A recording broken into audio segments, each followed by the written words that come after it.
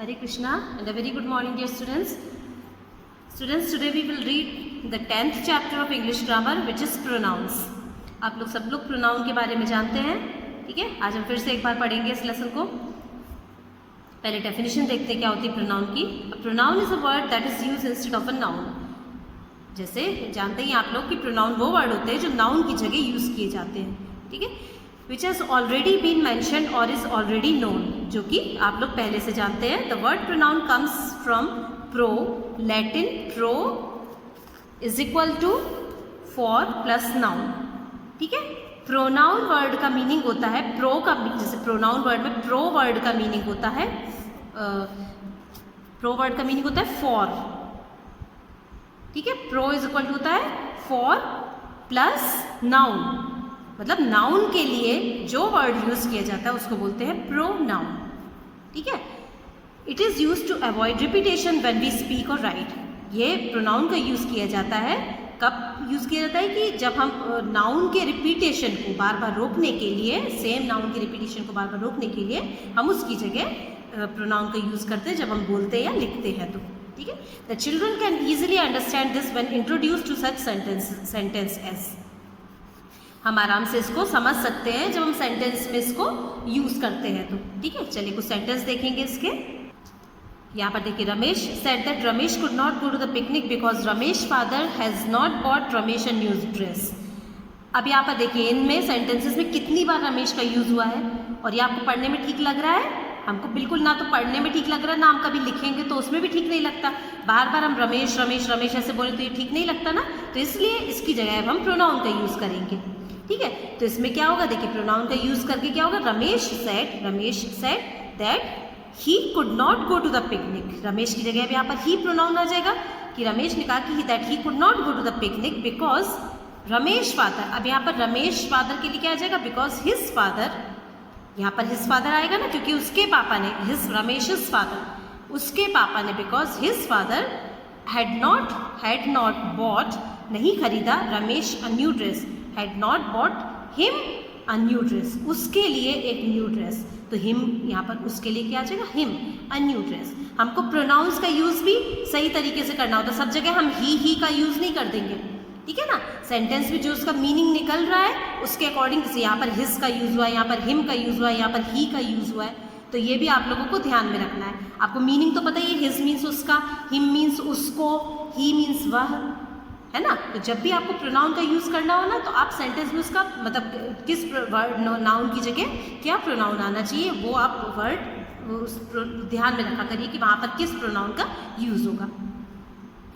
The words he, his, him have replaced the noun Ramesh, therefore they are called pronouns। तो यहाँ पर he, his और him ने Ramesh word के रिपीटेशन को बार बार रिप्लेस किया है और उसकी जगह हमने ये प्रोनाउन यूज किया, तो इनको क्या बोलेंगे, हम प्रोनाउंस बोलते हैं इनको, ठीक है।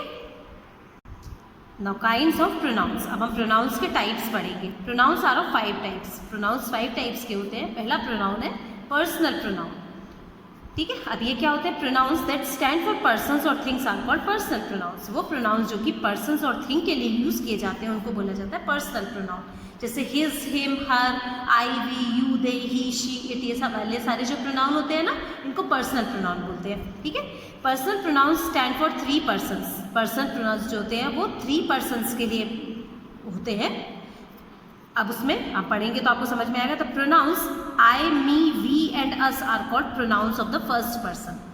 फर्स्ट पर्सन का मतलब होता है कि जैसे मान लीजिए 3 लोग खड़े हैं, ठीक है, उसमें एक आप, मान लीजिए आप खड़े हुए हैं, एक आपका फ्रेंड खड़ा है और एक तीसरा पर्सन खड़ा है, तो आप फर्स्ट पर्सन हुए। सेकंड पर्सन, मान लो आप किसी से बात कर रहे हैं, ठीक है, आप खड़े और आप किसी से बात कर रहे हैं, आप फर्स्ट पर्सन हुए, जिससे आप बात कर रहे हैं वो सेकंड पर्सन हुआ, और जिसके बारे में मान लीजिए एक और थर्ड पर्सन है उसके बारे में आप बात कर रहे हैं तो वो थर्ड पर्सन हो जाएगा। समझ में आया ना, फर्स्ट सेकंड थर्ड पर्सन। आप फर्स्ट पर्सन हुए, आप जिससे बात कर रहे हैं वो सेकंड पर्सन हो जाएगा, और उस सेकंड पर्सन से आप मान लीजिए अपने किसी तीसरे दोस्त के बारे में बात कर रहे हैं तो वो जो तीसरा दोस्त है वो थर्ड पर्सन हो जाएगा, ठीक है। अब फर्स्ट पर्सन मतलब मैं, अपने लिए आप क्या प्रोनाउन यूज करते हैं, I, me, we, us, we and us are called pronouns of the first person. होता है ना, आई मीन्स मैं, मी मीन्स मुझे, वी मीन्स हम में क्या होता है, आप भी इंक्लूडेड है। जब भी आप वी बोलेंगे तो वी का मतलब क्या हुआ, जिसमें आप भी है, उसमें, उस ग्रुप में आप भी है। वी एक प्लूरल प्रोनाउन है ना, और वी में आप भी है। एंड अस मीन्स हमें, हमें में भी आप रहेंगे, है ना। Are called pronouns of the first person, को फर्स्ट पर्सन के प्रोनाउंस बोलते हैं। They are use for the person who speaks, ये प्रोनाउन उन पर्सन के लिए यूज किए जाते हैं जो बोल रहा है, ठीक है ना। फर्स्ट पर्सन जो बोल रहा है वो फर्स्ट पर्सन हो गया। The pronoun you is called the pronoun of the second person, you को सेकेंड पर्सन का प्रोनाउन बोला जाता है, मतलब आप जिससे बात कर रहे हैं वो सेकेंड पर्सन हो गया, और सेकेंड पर्सन का pronoun you. It is use for the person spoken to, और ये यूज किया जाता है जिससे आप, स्पोकन टू मतलब जिससे आप बात कर रहे हैं, उस पर्सन के लिए सेकेंड पर्सन का प्रोनाउन, सेकेंड पर्सन का जो प्रोनाउन होता है उसका यूज किया जाता है, ठीक है। थर्ड पर्सन के प्रोनाउन क्या होते हैं, the pronouns he, him, she, her, they, them and it are called the pronouns of the third person. They refer to the person spoken of. Spoken of मतलब अभी जैसे मैंने आपको बताया कि जब आप किसी से बात कर रहे हैं, आप अपने एक फ्रेंड से बात कर रहे हैं, और जिसके बारे में बात, तीसरे पर्सन जिसके बारे में बात कर रहे हैं वो थर्ड पर्सन हो गया, ठीक है। स्पोकन ऑफ मतलब जिसके बारे में बात कर रहे हैं। तो थर्ड पर्सन के लिए जो प्रोनाउन यूज होते हैं वो होते हैं he, him, she, her, they, them and it, ये सारे थर्ड पर्सन के प्रोनाउन होते हैं, ठीक है। नेक्स्ट पेज पर यहाँ पर एक टेबल दी हुई है फर्स्ट, सेकंड और थर्ड पर्सन प्रोनाउंस की। देखिए यहाँ पर first person, second person, third person, ये सिंगुलर और plural pronoun. Singular pronoun means first person में जो सिंगुलर होते हैं, I, me, my. I first person हुआ ना, ये जो बोल रहा है, आई, मी, माई। आई मीन्स मेरा, मी मीन्स मुझे, माई मीन्स मैं, माई मीन्स मेरा, ये फर्स्ट पर्सन के प्रोनाउन हो गए। सेकेंड पर्सन के प्रोनाउन हुए यू एंड योर, है ना, ये सेकेंड पर्सन के हो गए प्रोनाउन। और थर्ड पर्सन के वो he, him, his, she, her, it, its, ये थर्ड पर्सन के प्रोनाउंस हुए ये, ठीक है। सिंगुलर प्रोनाउन है ये। उसके बाद प्लूरल में प्रोनाउन देखेंगे फर्स्ट पर्सन के वी, अस, अवर, ये सारे प्लूरल प्रोनाउंस है। फर्स्ट पर्सन के लिए जो बोल रहा है उसके लिए, जिससे हम बोल रहे हैं मतलब सेकेंड पर्सन, उसके प्लूरल प्रोनाउंस ये है। और जो थर्ड पर्सन है उसके प्लूरल प्रोनाउंस जिसके बारे में हम बात कर रहे हैं वो ये दे, देम एंड देयर, ये तीन प्रोनाउन होते हैं उसके, ठीक है। तो ये अभी हमने पर्सनल प्रोनाउन के बारे में पढ़ा, ठीक है। सेकेंड टाइप का प्रोनाउन होता है रिफ्लेक्सिव प्रोनाउन। अब रिफ्लेक्सिव प्रोनाउन क्या होते हैं? Reflexive pronouns are pronouns used with self और selves to reflect the action of the verb on the subject. ये वो प्रोनाउंस होते हैं जिनके साथ में सेल्फ या सेल्स जुड़ा हुआ रहता है, जैसे आवर सेल्फ, आवर सेल्स, ऐसा होता है ना। तो to reflect the action of the verb के एक्शन को सब्जेक्ट पर रिफ्लेक्ट करने के लिए ये वाले प्रोनाउंस का यूज होता है। अब इसके एग्जाम्पल हम देखते हैं। He went to Mumbai himself, वो खुद से मुंबई गया, है ना। अब देखिए यहाँ पर जो हिम के साथ में सेल्फ जुड़ा हुआ है ये एक रिफ्लेक्सिव प्रोनाउन हो गया, और ये वर्ब का जो एक्शन है वो सब्जेक्ट पर बताने के लिए, मतलब वो खुद से गया मुंबई, है ना। इस सब्जेक्ट पर उसका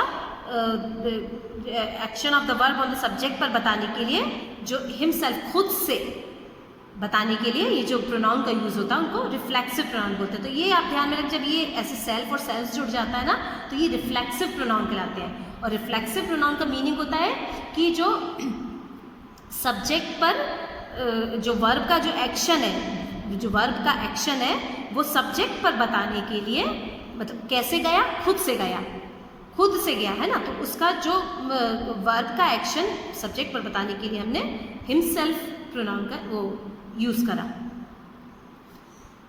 second sentence, let us do our work ourselves. Let us do our work ourselves, चलो हम अपना काम खुद से करते हैं, आवरसेल्व्स। सो यहाँ पर वो बोल रहे हैं, वो बोले हम हमारा काम खुद से करते हैं। तो ये सेल्व्स हो गया, ये भी एक रिफ्लेक्सिव प्रोनाउन हो गया यहाँ पर, ठीक है। Self is added to a singular pronoun and selves to a plural pronoun. Self जब होता है तो सिंगुलर प्रोनाउन के साथ में आता है, जैसे देखिए ही के साथ में हिमसेल्फ आया यहाँ पर, है ना। और जब अस है यहाँ पर तो सेल्व्स हो जाता है, आवर सेल्व्स। आवर एक प्लूरल प्रोनाउन है ना, है ना। तो आवर सेल्व्स, यहाँ पर हिम एक सिंगुलर प्रोनाउन है तो हिमसेल्फ, आवर सेल्व्स। तो प्लूरल प्रोनाउन होगा तो एस सेल्व्स आता है और सिंगुलर के साथ में सेल्फ आता है। Remember, reflexive pronouns are used as objects, और रिफ्लेक्सिव प्रोनाउन जो है ऑब्जेक्ट्स के जैसे यूज किया जाता है उनको, है ना। किसी भी सेंटेंस में सब्जेक्ट, फिर वर्ब और ऑब्जेक्ट होता है उसमें, है ना। ऐसे तो सेंटेंस के 2 पार्ट होते हैं, सब्जेक्ट और प्रेडिकेट। सब्जेक्ट के अलावा बाकी का जो पार्ट होता है वो प्रेडिकेट कहलाता है। लेकिन कोई भी सेंटेंस का जो ऑर्डर होता है, जैसे सेंटेंस में कोई भी किस ऑर्डर में लिखा जाता है, पहले सब्जेक्ट आता है, उसके बाद वर्ब आती है और फिर ऑब्जेक्ट आता है। ये सेंटेंस को लिखने का ऑर्डर होता है, ठीक है। थर्ड है टाइप है एम्फेटिक प्रोनाउन। अब एम्फेटिक प्रोनाउन क्या होते हैं? When the self pronouns are used to stress और emphasize something about the subject they are called the emphatic pronouns. अब जब ये जो एम्फेटिक प्रोनाउंस होते हैं ना, ये मतलब इस पे ज़्यादा जो सब्जेक्ट जो है ना उसको ज़्यादा, जैसे हम बोलते हैं ना मैंने खुद से करा ये काम, जैसे हम बहुत स्ट्रेस डालने के लिए, इम्प्रेशन डालने के लिए बताते हैं कि मैंने खुद से करा ये, ऐसे, है ना। तो वहाँ पर जो सेल्फ वाला जो प्रोनाउन है ना वो एम्फेटिक प्रोनाउन कहलाएगा। वो जस्ट नाउन के बाद में आता है, नाउन के जस्ट बाद में आ जाता है तो वो एम्फेटिक प्रोनाउन होगा। और यहाँ पर देख रहे होंगे आप लोग, जैसे he went to Mumbai himself, वो खुद से मुंबई गया। यहाँ पर हिमसेल्फ उतना इम्प्रेसिव नहीं हो रहा है, ये बाद में भी लिख सकते हैं, ऑब्जेक्ट होता है यहाँ पर, ये है ना, ये नाउन के जस्ट बाद में नहीं आया। तो ये जब, इससे भी आप समझिएगा कि जब बाद में आया तो ये रिफ्लेक्सिव प्रोनाउन हो जाएगा, ठीक है। और अगर नाउन के जस्ट बाद में आ रहा है तो वो एम्फेटिक प्रोनाउन, मतलब और एम्फेसिस मीन्स उसको और बढ़ाना, ठीक है। I myself will tell the truth, मैं खुद से उसको सच बताऊंगा। Mother herself were present at the party, mother खुद भी पार्टी में प्रेजेंट थी। सो मदर के जस्ट बाद हरसेल्फ आ गया। The priest himself offer to come home, priest पुजारी ने उनको खुद ऑफर करा घर आने के लिए। यहाँ पर प्रीस्ट के जस्ट बाद में हिमसेल्फ आ गया। तो ये अगर नाउन के जस्ट बाद ये सेल्फ प्रोनाउन वाले ये आ रहे हैं प्रोनाउंस, तो इनको एम्फेटिक प्रोनाउंस बोला जाएगा, ठीक है स्टूडेंट्स। तो आज हमने प्रोनाउन की डेफिनेशन और उसके 3 types, personal, reflexive and emphatic pronouns के बारे में पढ़ा। आपको वीडियो को देखकर इन तीनों प्रोनाउंस को अच्छे से समझना है, जिससे हम आगे की इसकी बैक एक्सरसाइज करें तो हमारे लिए करना ईजी हो। Okay, so understand the video properly, और if I give you any work to do, so do that work and submit me on time. Okay, so that's all for today. Thank you all of you and take care.